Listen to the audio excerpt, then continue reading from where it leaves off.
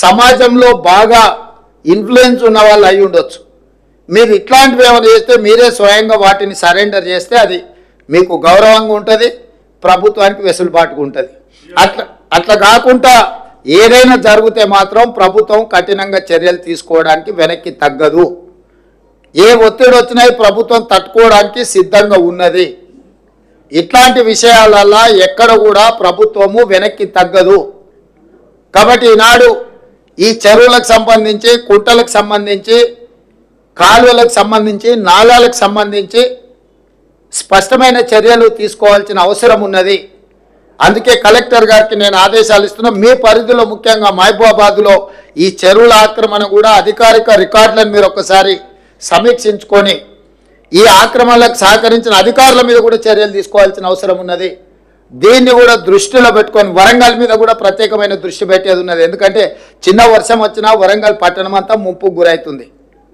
మేము కొన్ని చర్యలు చేపట్టడం వల్ల గత 3 రోజులుగా అత్యధిక వర్షాలు వచ్చినా హైదరాబాద్లో కొంత నియంత్రించగలిగినాము. నాలాల ఎంక్రోచ్మెంట్ రామ్నగర్లో ఒక్క నాలా ఎంక్రోచ్మెంట్ తొలగిస్తే నా రామ్నగర్ ఏరియా మొత్తం వరదలో మునిగిపోకుండా ఈరోజు ఆ రామ్నగర్ ప్రజల్ని కాపాడగలిగినాం. అంటే ఒక్క నాలా తొలగిస్తేనే ఇంత సహాయము జరిగింది. కాబట్టి నాలాల ఆక్రమణను కూడా ప్రభుత్వం ఉపేక్షించదు. మీరు కూడా జిల్లాలలో, నేను ఇవాళ మహబూబాబాద్ వరంగల్కి చెప్పట్లేదు, తెలంగాణ రాష్ట్రంలో ఉన్న అన్ని జిల్లా కలెక్టరేట్లకు ఈ నుంచి నేను ఆదేశాలు ఇస్తున్నా.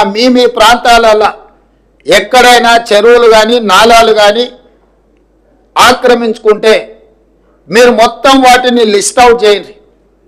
కోర్టులలో ఏమైనా పెండింగ్ కేసులు ఉంటే ఆ కేసులను కూడా పరిష్కరించుకోవడానికి ప్రత్యేకమైన న్యాయవాదులను నియమించుకోండి.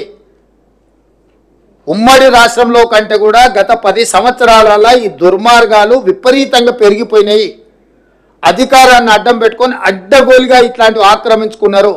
నేను నిన్న ఖమ్మంలో తిరుగుతుంటే ఎవరున్నా అక్కడున్న మాజీ మంత్రి ఆక్రమించుకొని మొత్తం కాలువలే ఆక్రమించుకున్నాడు.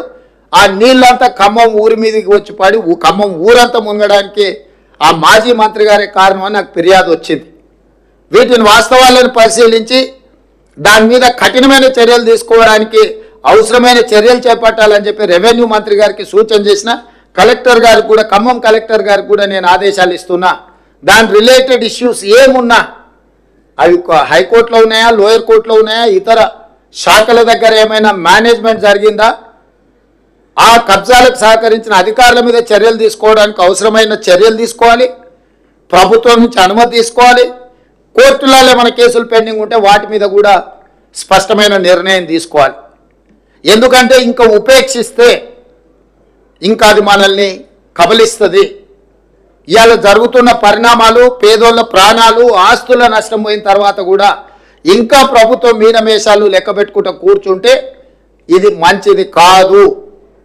కాబట్టి నేను స్పష్టంగా మీడియా మిత్రుల ద్వారా తెలంగాణ రాష్ట్రంలో ఉండే అందరు అధికారులకు నేను ఆదేశాలు ఇస్తున్నా. ముఖ్యంగా చెరువులను ఆక్రమించుకున్న ఎంతటి వారున్నా తొలగించాల్సిందే. దీనికి మొదట నివేదికలు తయారు చేయండి.